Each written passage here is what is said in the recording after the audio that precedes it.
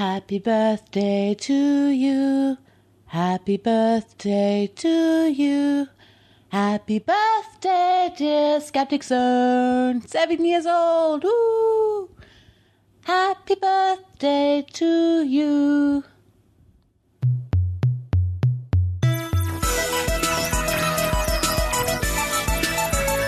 Welcome to the Skeptic Zone, the podcast from Australia for science and reason.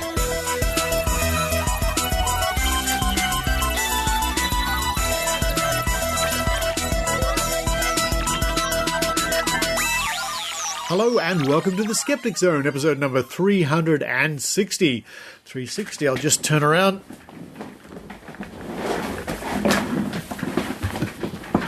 That's better. For the 13th of September 2015. Richard Saunders here with you from Sydney, Australia, and thank you, Joe Alabaster, for singing happy birthday to the Skeptic Zone. The Skeptic Zone is 7 years old, and to help celebrate the fact that the Skeptic Zone is 7 years old, because it kicked off. The very first episode was recorded at DragonCon in 2008 in Atlanta. We're going to be interviewing somebody I met at that occasion, Angie Mattke, who was just at DragonCon and was driving James the Amazing Randi. Angie is an emergency physician, so she has some interesting stories to tell. But this time, we're going to be discussing what DragonCon was like this year and the Skeptrack there and the importance of skeptical outreach. It's a bit of a theme this week, as you'll see. Following that interview, it's a week in science from our friends at the Royal Institution of Australia, who do pretty damn good outreach themselves. www.riaus.org.au. Then we're going to be reviewing some of the questions and comments put to us last week at the Australian Paranormal and Spiritual Expo, where we were doing some more outreach. In this case, we were outreached to, well, more or less, believers in the paranormal at the expo, which was a very good use of our time. Singing to the choir is great. I love to do that. I love to sing to the choir or preach to the converted because you always learn something when you do it anyway. But having outreach to people who really believe in the paranormal and the supernatural can be quite rewarding as well. So a little bit later in the show, you'll hear some of the more common questions that were put to the skeptics at the Paranormal Expo.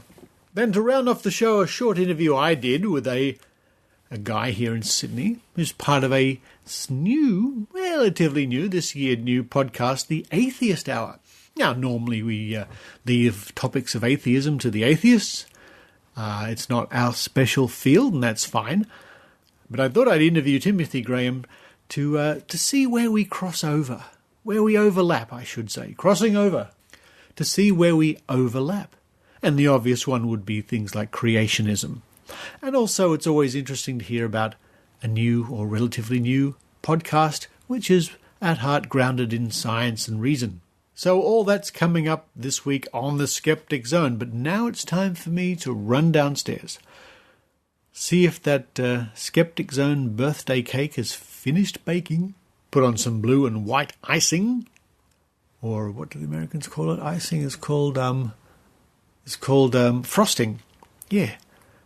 Blue and white, sort of the colours of the Skeptic Zone. Well, I'm doing that. I hope you enjoy episode 360 of the Skeptic Zone.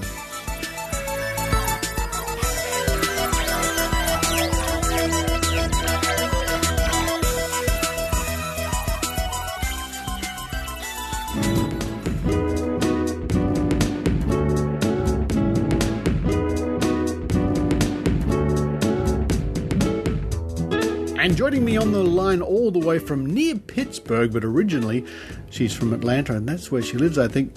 It's Angie Mattke. Hello, Angie. Hi, Richard. Hi. Now, you are an emergency physician, which is an interesting occupation all in itself.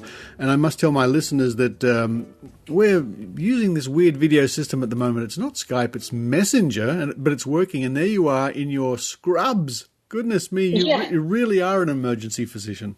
I really am. I just got off work. It's 8:28 in the morning in the eastern United States. Amazing. I'm so glad you could spare the time. Why I've asked you to join us on the Skeptic Zone today, apart from the fact that we're old friends, and I think we probably met first up, at an amazing meeting or a Dragon Con or something like that? It was a Dragon Con, actually, about, 4 or 5 years ago. Easily. Something like that. I mean, I haven't been there for 5 years, so the time does... Oh, well, it had to have been 5 years ago then. It's scary. So why I've asked to ask you to join the Skeptic Zone today is that I sadly haven't been to Dragon Con for a while, and it's a wonderful thing because apart from all the weird space stuff and the cosplay and the movie stars and the TV stars, there is such a strong skeptical presence at Dragon Con. And for those people who may not know, this is the major pop culture convention in Atlanta, Georgia every year. And you were there this time. And not only you, but the amazing Randy as well. What can you tell me about that? Well, you're absolutely right. The skeptic track is, in fact, how I became involved in skepticism. I happened across this at Dragon Con and went to my first talk there, and I was just dumbfounded because these were my people. And I remember seeing the amazing Randy on The Tonight Show back in the 70s. And he has been a presence, of course, in skeptic meetings and such. Well, Margaret Downey, who I think you also know, organizes a parade. Our section of the parade, the Dragon Con parade, is something. If you haven't seen stormtroopers marching down Peachtree Street, then you have not lived. Anyway, so we now have a very prominent skeptical component to the parade, and that is thanks to Margaret Downey. But this is the second year I've actually been able to, I've had the privilege of driving James Randi as our honored guest in the parade. And as you probably remember, everyone who enters the parade has to be in a costume of some kind. So this year I actually drove him I was dressed as a crash test dummy. I've seen the photographs, and that outfit is extraordinary, especially considering, and I remember this very well, that the temperature and the humidity in Atlanta that time of year can be fierce. It can absolutely wilt the strongest of men and women. But this year was beautiful. We had wonderful weather. We had a huge turnout. There were, I think they finally tallied up yesterday. They announced that there were approximately 70,000 people in attendance at Dragon Con, if you can believe it. But the hotels had instituted a sort of a traffic watch. And so it really didn't feel as crowded as it has in years past, even though they broke record attendance numbers this year. But the parade itself, there are probably 80,000 people lining the streets of Atlanta.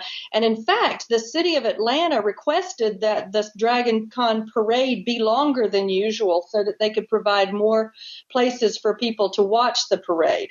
It is great fun, and I really hope that some of your listeners get to come to Atlanta and experience it for themselves, because it really completely defies description. I agree.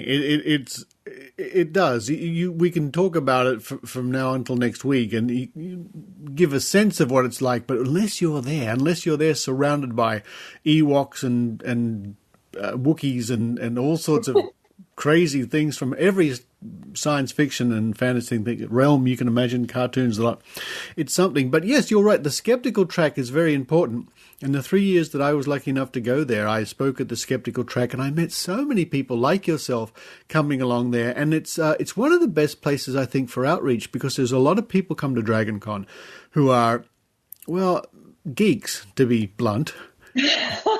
Are you outing me to your listeners? I think so. And these, I'm guilty. And to a large part, these are our people. I think you'd have to agree. The curious people, the people who are into fantasy and science fiction and adventure and stuff like that.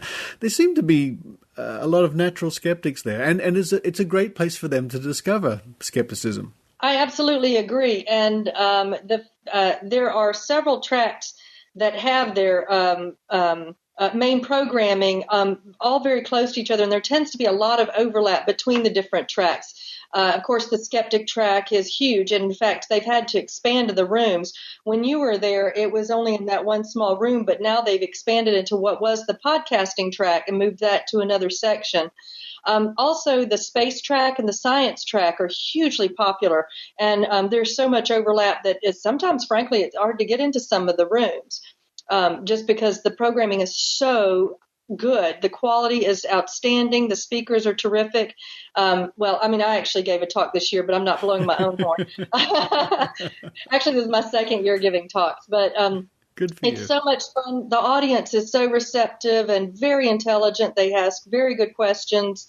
And even when there's some sparks between the X track, the paranormal track, and the skeptic track, it's always fun. And even when sparks fly a little bit, it's still in general, it's still pretty friendly in between. I agree. And I remember going along to some of those other tracks, especially the space track. And I was part of the podcasting track, but I went to the X track for a few sessions there. I remember James Randi went along too once when I was there to the X track. So there's a big cross-pollination, maybe I can say, going on there. Now tell me more about the amazing Randi, because the last time I saw him, the very last time I saw Randi, he was doing magic tricks. He was doing wonderful card tricks for the last Skerricks of the Tam people a few months ago in Las Vegas. How's he going? How is he? Well, I have to say, one of my favorite things was when we were driving the car, or when I was driving the car and he was riding behind, to hear everyone yelling. They were yelling his name. They were cheering for him. People still remember him, and they've seen his movie, An Honest Liar.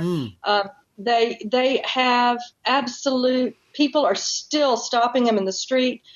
They're still wanting photographs with him. It's so nice to see that there's this memory that we have that we have this collective memory. Most of the folks are a little on the older side, but one of my favorite moments was when we were getting loaded up to get into the parade.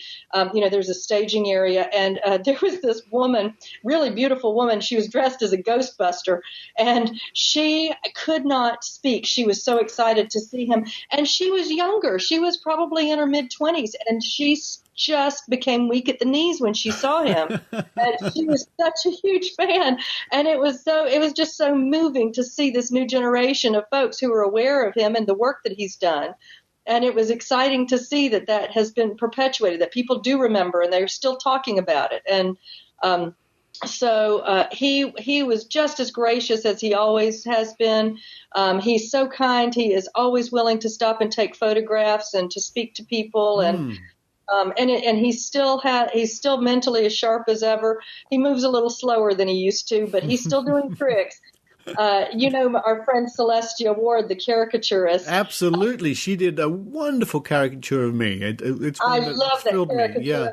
And she did one. You know why she did one of me is because I saw the one she did of you. Well, she's so talented, and anyone who's in Las Vegas, please hire her for a gig because she's fantastic. Anyway, so she was sitting next to him at dinner one night, and he turned and she still tells the story because it's one of her favorite moments from the whole weekend.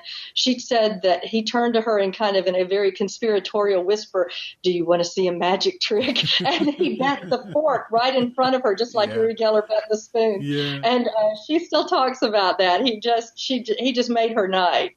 He does that. Yes, he does.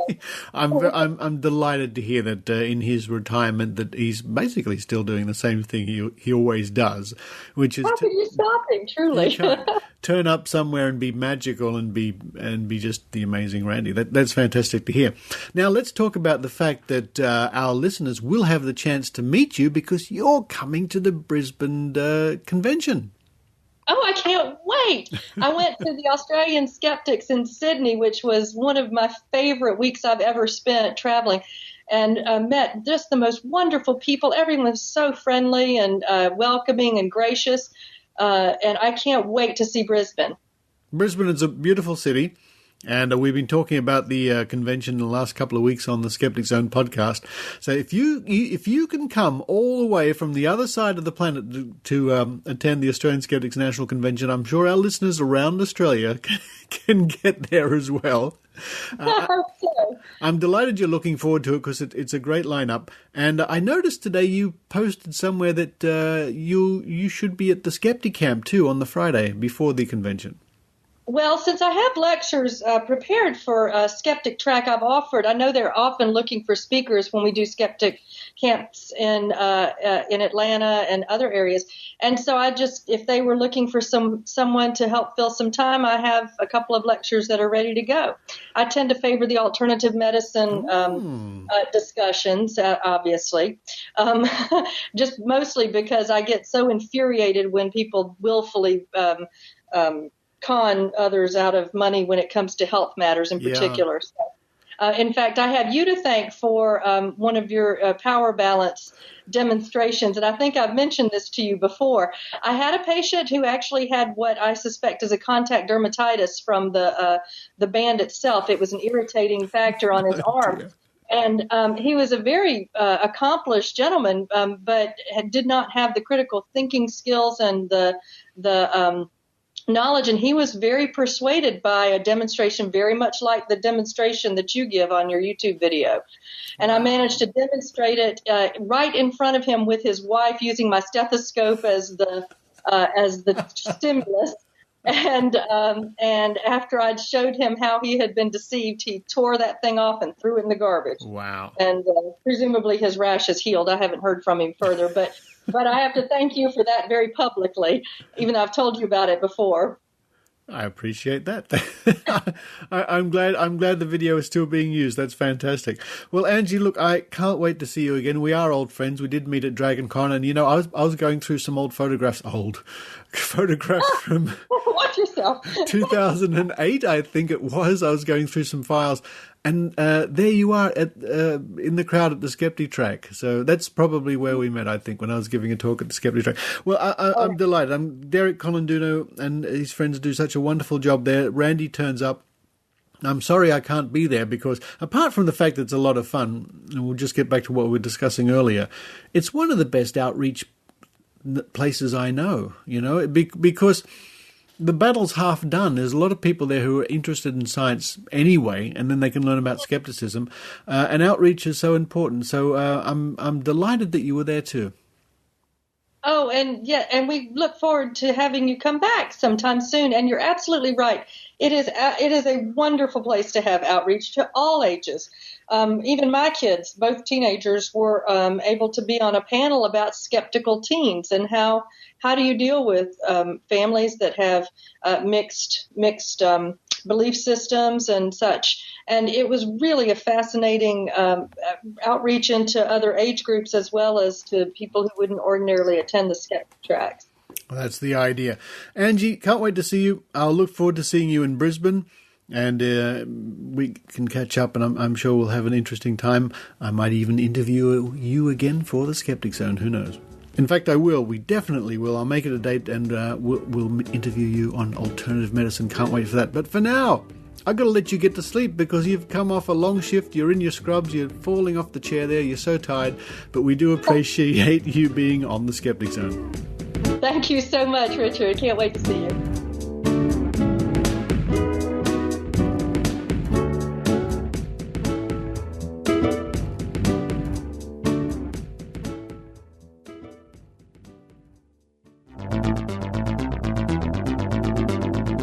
Welcome to A Week in Science from RiAus, bringing you the science you need to know.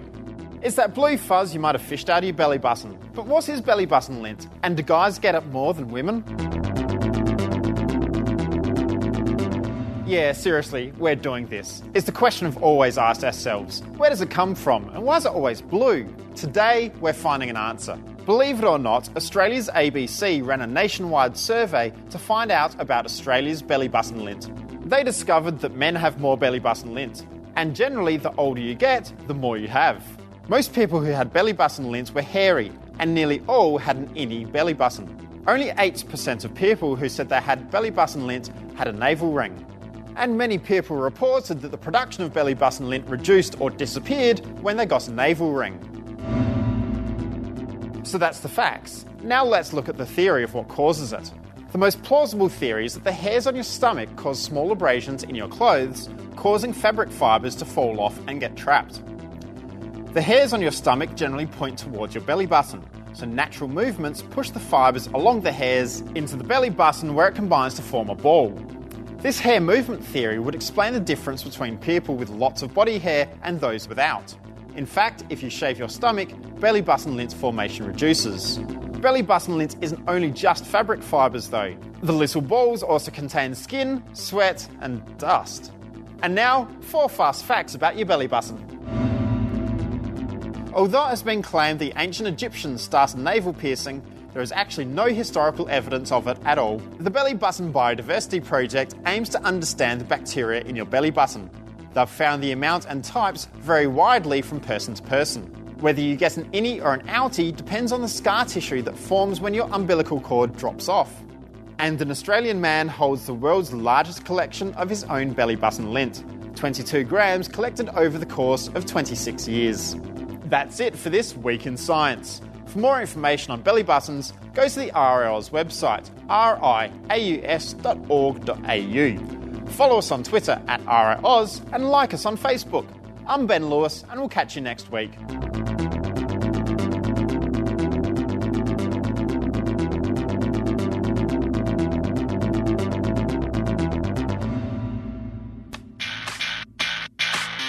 Ad hominem, begging the question, factoid propagation, false analogy, false cause, false dichotomy, gibberish, immunised hypothesis, moral equivalence, poisoning the well, simple-minded certitude, stacking the deck, and WTF are just some of the fallacies we provide real-life examples of in Hunting Humbug 101, a podcast about bad arguments.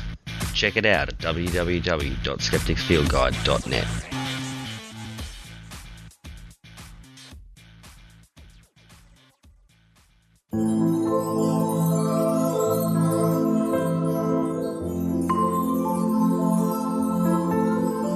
As you would have heard on Skeptic Zone 359, Australian skeptics and members of the Skeptic Zone, there's a bit of a crossover there, were at the Australian Paranormal and Spiritual Expo at the Kashula Powerhouse here in Sydney.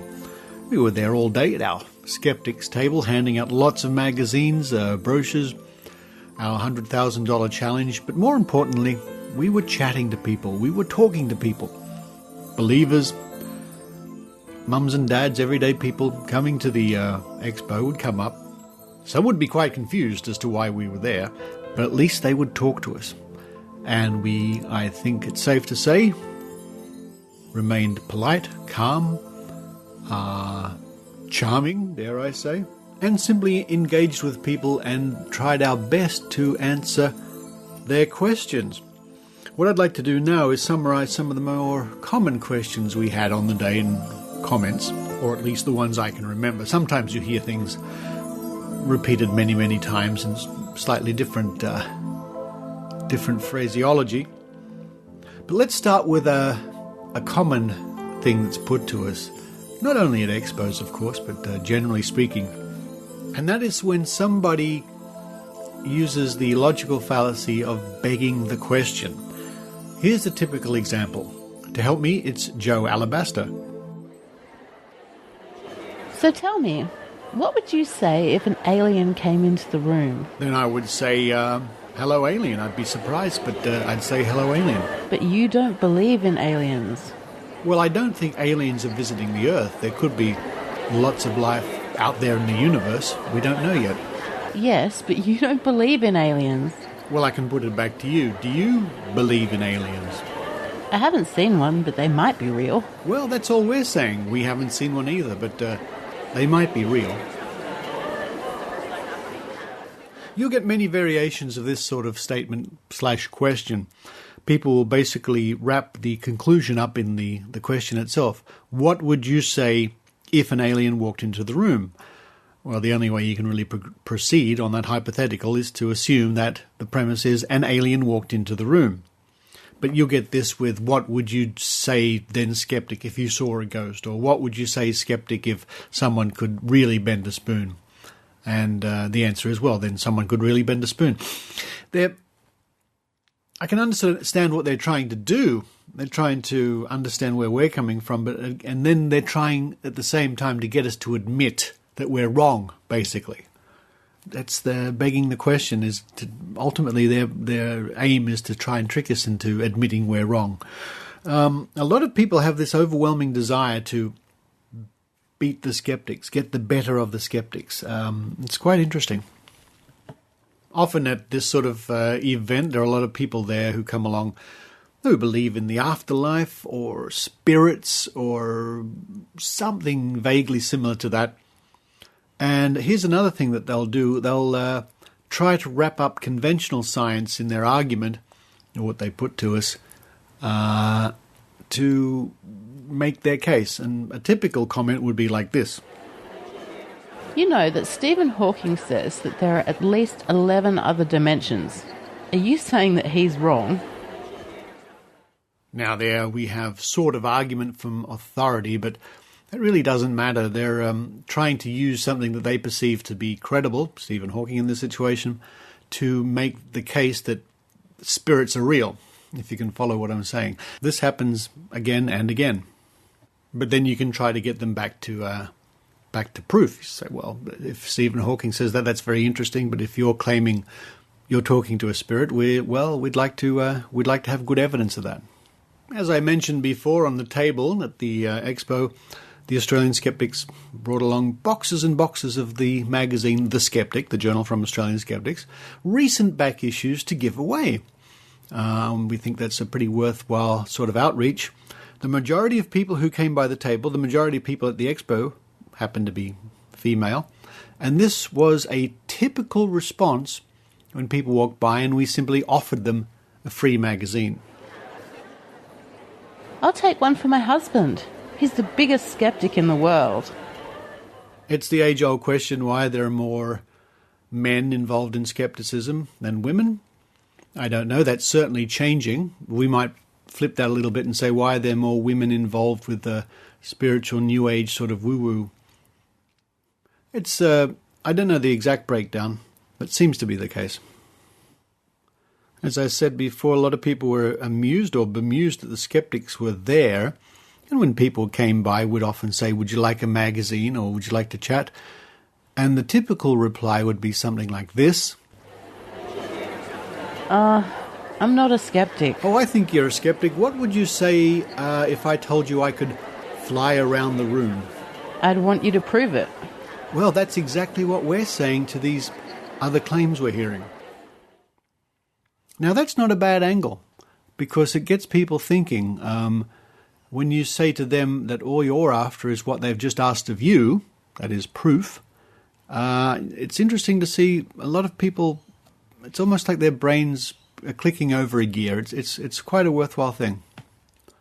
Another thing we had on the table, apart from the magazines and a power balance bracelet or two and some ear candles, to explain to people that we think they're a bad idea, was a set of dowsing or divining rods. Now, periodically we'd get those out and show people how they appear to work. Lots of people coming to the expo certainly believed in dowsing and divining using pendulums and dowsing rods and sticks. And this was the reaction of one lady who came by. You have dowsing rods? Yes, we like to demonstrate how we think they might work. It's quite interesting. I just bought some. Really? Maybe you'd like to apply for our $100,000 challenge. $100,000 for dowsing? But people do it all the time. Well, if you can do it under agreed conditions, we'll give you a check for $100,000. Thanks. The money is as good as mine.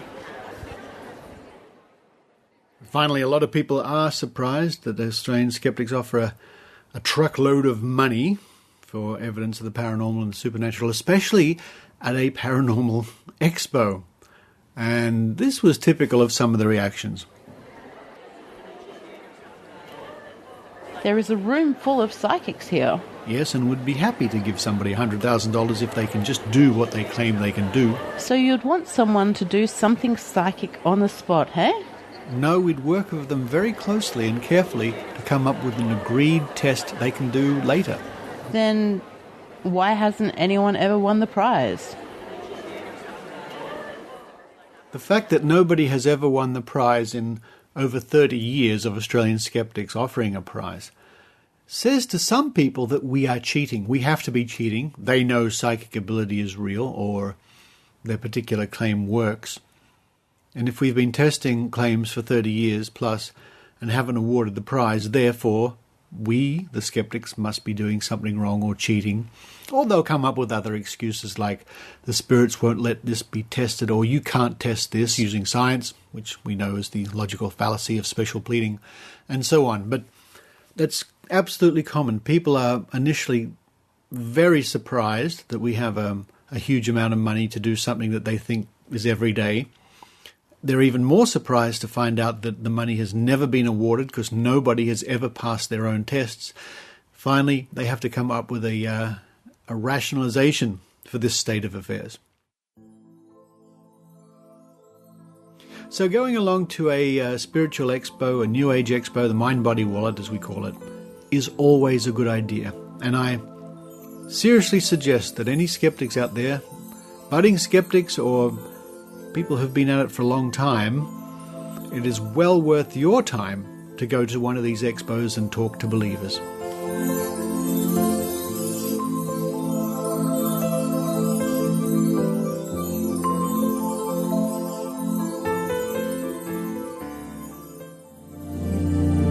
Hi, this is Tim Farley. You probably know me from whatstheharm.net, a catalog of the real-world harm caused by lack of critical thinking. But that's not my only project.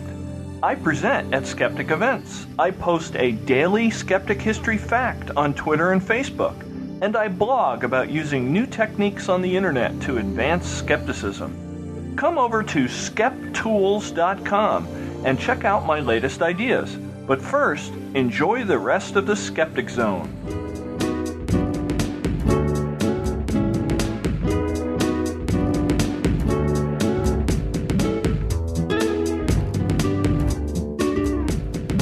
And joining me now on the line from Campbelltown. Now, I reckon Campbelltown's one of the most haunted places in Australia, but I'm sure our guest can tell us about that. It's Timothy Graham. Hello, Timothy.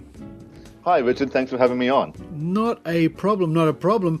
I'm very interested to talk with you because of a number of reasons. One is we have a lot of common ground, the skeptics and the atheists, and we'll get to that soon. But also, I like to encourage podcasts that are really at heart, like the Skeptic Zone, devoted to critical thinking and rational thinking.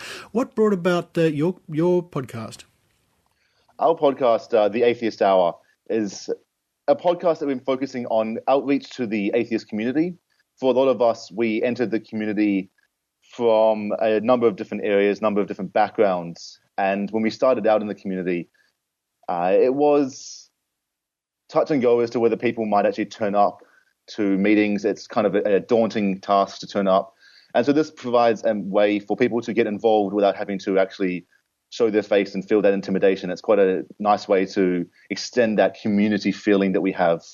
We also like to promote a sense of skepticism with our podcast and with our group. It's one of those things that the skeptics community has in common with the atheist movement, is this promotion of science, of reason, of rational thinking with approach to knowledge and epistemology and generally belief claims. It's one of those things we like to have evidence for what we believe. Absolutely. And of course, at heart, as I said before, we both are interested in science and reason, although obviously in slightly different spheres of that. But one area which is a huge crossover for us, I would suspect, and we were just having a chat about this before, and one area which is in Australia, I'm pleased to say at least, is sort of fading into history, is that of creationism. And I'm sure you've got some pretty strong views about the religious teaching of creationism in schools. We do indeed. We are strongly opposed to creationism being taught not so much in the schools, but in the science classrooms. If a school wants to teach creationism as part of a religious doctrine, we're all for that. We think that education on all religious beliefs should be an essential part of a holistic education that anyone has. But when it comes to teaching it in the science classrooms, it has to go. It can't be tolerated. Well, that's been our stance for many years. In fact, from the very early days of the Australian Skeptics way back in 1980, 1981, it was one of the very early topics that we were covering. We are glad to see that this is more or less dying in this country as a real threat to the mental health of students, we might say. But certainly in our state of New South Wales, there is an interesting ongoing situation with school chaplains and things like that. What's your view on that? I think our views are fairly well aligned in this. So from what I've been listening to with regard to your podcast and the skeptics community, we both seem to be rather opposed to the chaplaincy program, the state funding of chaplains and other religious doctrines and institutions. It sort of goes against that idea of separation of church and state, which I think is essential for the freedom of belief that we all would like to have in a society. But it's also a bit daunting to see that New South Wales is going backwards recently, whereas Victoria has been progressing. And that comparison has been quite illuminating for the problems we face in New South Wales, not just with the chaplaincy program being implemented and being supported by the government, but the removal of the primary ethics course as a easy pathway to take for students. Yeah, you're absolutely right. And that's been something that we've been certainly looking at over the last little while. And it seems to me there's a lot of what we might call horse trading going on in our state parliament, because we've got a member of parliament who's been in there forever, the Reverend Fred Nile, who I've met on one occasion some years back, and he told me about little demons who infest people, so that sort of sums him up a little bit. He's largely laughed at in this country, but he does have power in the New South Wales government, and I think it's the horse trading with his power, his party, that a lot of politicians have to face. It is. It's shocking that someone who's an elected official has those views of little demons in that, particularly in this day and age. But I don't disagree at all that there's been some backdoor trading going on between our Premier and the Christian Democratic Party. It's something we'd love to put the word out and make people realize that this is actually going on and that it affects not just students, but people in general with the policies they have to face day to day. Yeah, it's right, and it does affect students across all of our state of New South Wales that this sort of thing is going on. And again, it's an area that I think that we would have in common. Now, just before we go on, let's get if people are interested, let's get the URL of the podcast at the moment, which is, I believe, www.dev.ante.net, but that might change. But at the moment, that's the best place people can go, yeah? That's true. We also run off some of the podcast directories like iTunes, Spreaker, Stitcher. We're on a number of them. Easy to find if you search for The Atheist Hour. Now, let's talk about the podcast itself. It's been going since May. How often do you like to get episodes out? Our aim is to get our podcast episodes out every 2 weeks. We have fallen behind, as happens with scheduling, so it falls to 3 weeks every now and again. But we've had fairly good consistency in getting them out on time with a regular nature. And how long does the typical show last? The typical show lasts from about 50 minutes to an hour and 20, give or take, depending on how much news there's been in the last cycle, how many stories we've had. If we have a new guest and have a particular story they like to talk about, that's always interesting to hear someone's background and how they got through the sort of the atheist journey, so to speak, to where they are now. And we also have had a couple of debates, one of which was over Deepak Chopra, which was quite an interesting discussion. Well worth a listen. Oh, he's a funny guy. He's a funny man. So, yes, I'm very interested when I hear about how other people conduct their podcast. Now, when you're doing interviews, do you like to do them live or do you do them over Skype? As it happens, we're doing this interview over Skype and it's working quite well. What's your operation been so far? So far, our interviews have been done in person. We like to keep a rather informal nature. Sort of, if there's a mistake that goes into the podcast, it goes out, more or less. I like that sort of the rough honesty that goes with it. Not to mention the fact that I do produce it at the other end, and it means significantly less work for me. True. But I like to think that those sort of mistakes are something that people can get on board with. It's something they experience themselves when having discussions. They might have brain farts. They might have little mistakes. If we have that, it goes out. It's all part and parcel. But when it comes to interviews, it's relaxed, it's informal, but we try to keep it informative and with a nice flow. I can appreciate that, but I must tell you that sometimes I let little things like that go through on the Skeptic Zone, but quite often I'll get the editing knife out and make sure. Sometimes I have to. I tell you what, sometimes I have to, folks, especially when I'm doing an interview like this one now, or I'm introducing the show and a great big plane comes over. Or something like that. So, well, look, I wish you all the best with the podcast. I'm sure it's of great interest to the atheist community worldwide, because all podcasts are, of course, worldwide. That URL, once again, www.devante.net. And before you go, are you going to go out one night and see if you can find Fisher's ghost, the famous ghost of Campbelltown?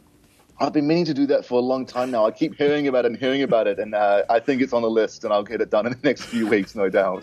I'm sure the ghost will still be waiting for you, no matter how long it takes.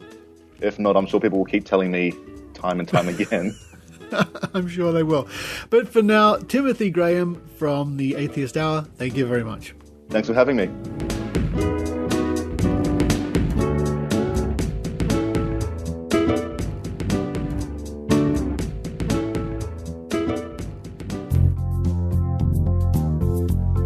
Kraskó Gábor vagyok, a Skeptikus Társaság Egyesület és a Skeptikus Szervezetek Európai Tanácsának elnöke. Mint a Skeptic Zone podcast hallgatója, bizonyára te is fontosnak tartod az áltudományokkal kapcsolatos felvilágosítást, a kritikai gondolkodást és annak népszerűsítését. Ha szeretnél részt venni ilyen tevékenységben, vedd fel velünk a kapcsolatot a www.skeptikustársaság.hu vagy az info@skeptikus.hu címen. Továbbá ajánlom figyelmetbe Facebook oldalunkat is, amit a facebook.com/skeptikustársaság címen találsz, valamint várunk szeretettel rendezvényeinken. Hi, this is Gábor Raskó, President of the Hungarian Skeptic Society and Chairman of the European Council of Skeptical Organizations. As a listener of the Skeptic Zone, you probably agree that educating others about pseudoscience and critical thinking is an important task. If you are eager to take part in either of these activities, we would be happy to hear from you. Don't hesitate to contact us at www.skeptikus.hu or info@skeptikus.hu. We also recommend you visiting our Facebook page, Skeptikus Társaság, or simply come and join us at one of our events.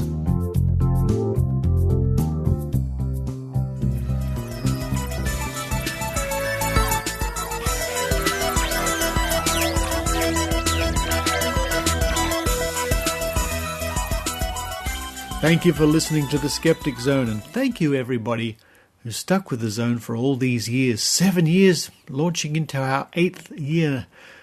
Wow. And thank you to all the reporters over the years who have come and gone. My current reporters. Thank you to all the people the Skeptic Zone has interviewed over the years. Must be hundreds by now.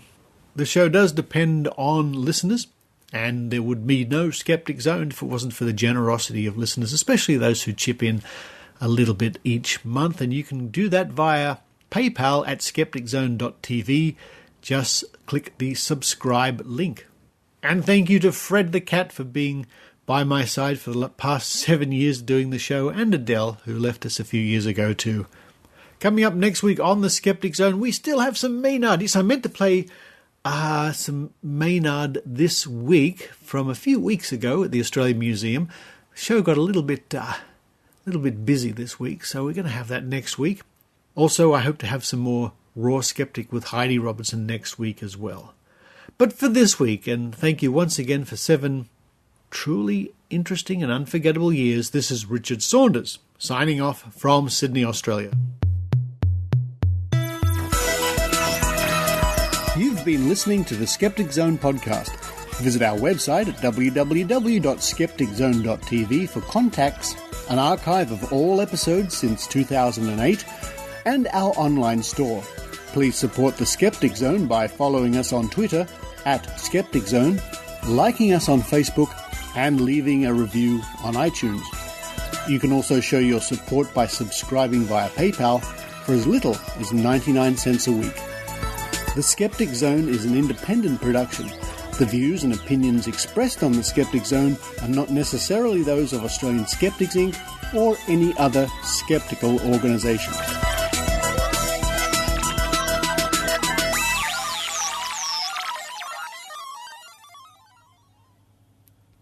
Do-do-do-do-do, this is Joe doing the script. Do-do-do-do-do-do, do-do-do.